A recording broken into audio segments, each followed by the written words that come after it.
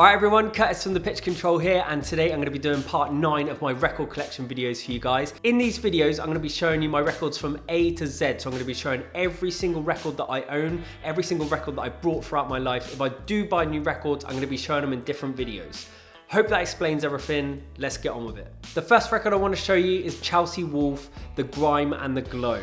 This is personally my favourite record by Chelsea Wolfe just because it's so low quality and it's just so dark and dingy. Moses is probably my favourite track from this. It's really slow and really just drawn out and just very simple in a way. This record is definitely about the emotions captured. It's not about the production value or anything like that. It's just DIY and low quality, and I love that about this record. This is a repress. I just got it on black.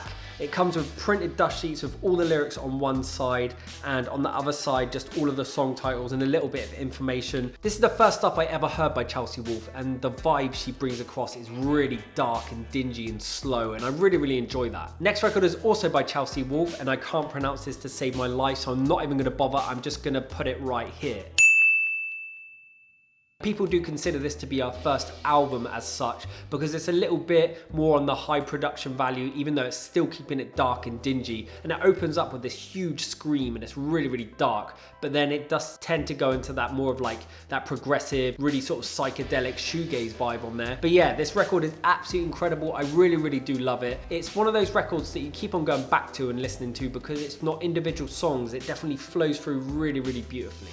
This album came on 12-inch, really nice stuff, really thick pressing on black, nothing too interesting. Like I said before, I'm not really bothered about colors and things like that. Comes with a 12-inch insert as well, really simple. I don't know what's going on in the middle there, some matey like puking up with no eggs. I don't know what's going on there. He's proper nutter, isn't he? My favorite track on this definitely has to be Movie Screen. It's one of those tracks that just gives you an earworm. Next record by Chelsea Wolfe is Unknown Rooms. This is her acoustic album. A lot of people tend to like this better than any of her other stuff apart from her new album, I guess, that got a lot of hype. This is more of her acoustic stuff. I must say that I watch a lot of her videos on YouTube where she just plays alone live, and I do enjoy that the most out of all of her recordings. So when this album came out, I was really excited. It's not 100% acoustic, but it's definitely more raw. This record came on black. It's a 12-inch, really nicely printed dust sleeve again, with all the lyrics on one side and imagery on the other. Flatlands definitely has to be my favorite track from this album. Really simple guitar pick stuff. The lyrics are absolutely incredible. I definitely recommend this record also. Next record by Chelsea Wolfe is Pain is Beauty, and this is where Chelsea Wolfe definitely took a different direction with her sound. She brought in a lot of synth, she brought in a lot of heavier tones, and she brought in a whole band, and it just took on a whole different sound. This came on a gatefold. It's a double 12-inch. As you open the gatefold here, it's got a picture of the whole band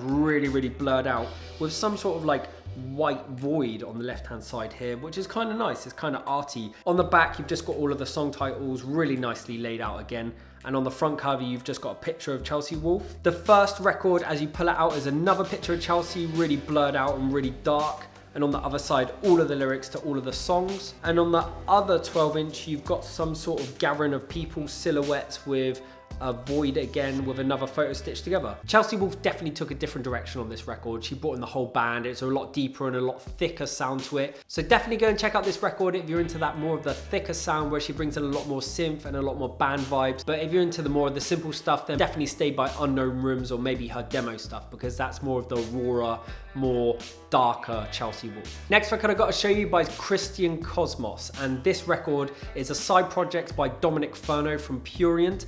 And the first time I heard this was on Last FM when I was sort of like going through loads of different noise artists. This is nothing like Purient. It's definitely a lot more beat driven, a little bit of techno thrown in there, but it's very minimal and very repetitive. If you're into that more of the noisier techno side of things, definitely go and check out Christian Cosmos. The front cover is really simple to this one. I think it's just like a wood print of Jesus throwing some seeds on the floor. The album title was absolutely ridiculous. This is Enthronement by God as the Firstborn of the Dead. I definitely got into that sort of like industrial, minimal techno noise stuff recently, and I'm really trying to get into it more. So when I found Christian Cosmos, it was really nice because I was listening to a lot of Vatican Shadow and a lot of Purient, and I wanted to get into new things. So the last record I'm going to show you is by Church Whip, and this is Psychedelic Nightmare.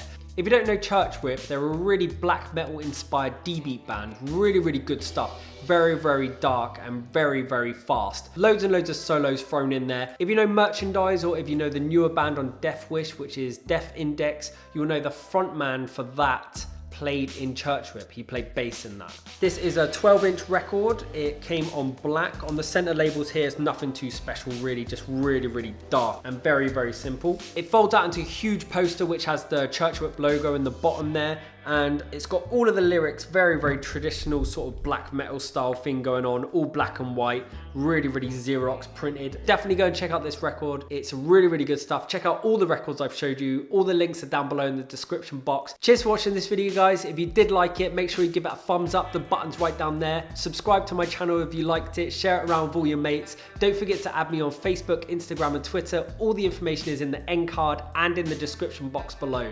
And I'll see you next time. Cheers! To think maybe it wasn't such a good idea to wear a massive hoodie. I'm boiling. Absolutely boiling. How hot is it today? Not that hot. 18. 18 degrees. Well, it's quite warm in the sun. Sweating, mate.